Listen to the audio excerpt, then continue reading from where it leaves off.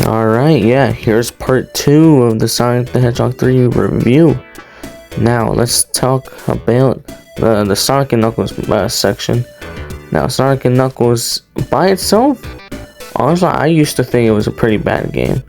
Like, I didn't know why Tails was not in it. But honestly, I was too brain dead to read the fucking title. Literally says Sonic and Knuckles, so kind of makes sense to why Tails wasn't playable.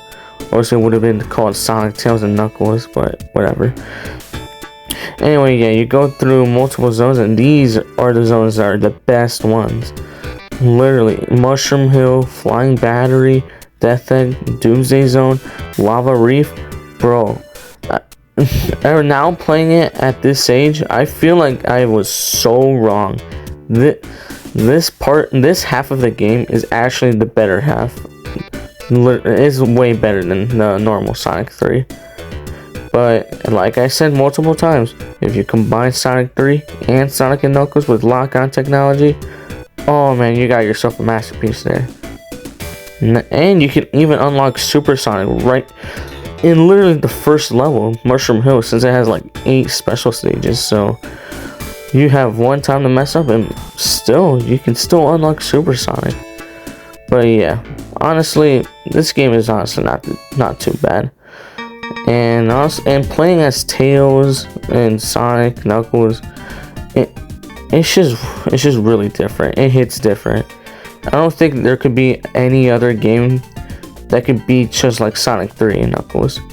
I feel like it made like an evolution to Sonic, that where every other Sonic game would present itself with like multiple characters. And I feel like Sonic 3 started that trend. And also, the Chaos Emeralds. Yeah, they're also bad. But hey, the special stages are not shitty, at least. None like Sonic 2. Fuck, I hate Sonic 2, bro. Sonic 2 special stages are the worst.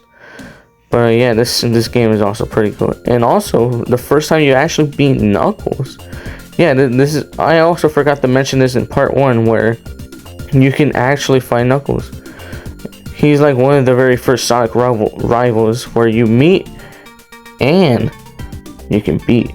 Yeah, basically he was one of the very first rivals Sonic had before Shadow and Jet and fucking Big. What? Okay, anyway, I'm getting off topic here. We're talking about Sonic 3.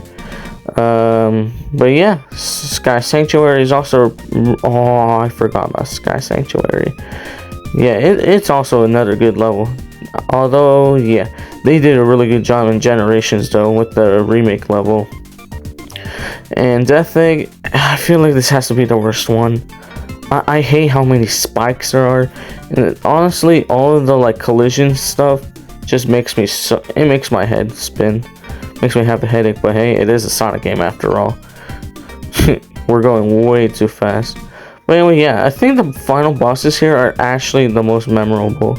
You have rings to actually use to get hit, unlike Sonic 1 and 2, where you can only do it with one try, one hit, boom, you're dead. And it's also one of the very first few Sonic games where there's actually a secret boss fight, the Doomsday Zone.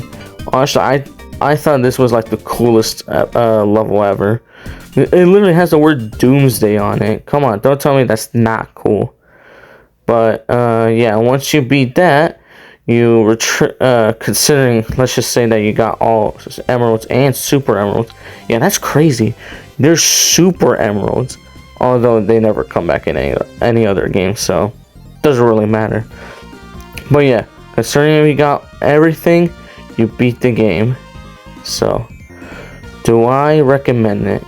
Yes. Sonic made my childhood, and I think it should make yours too.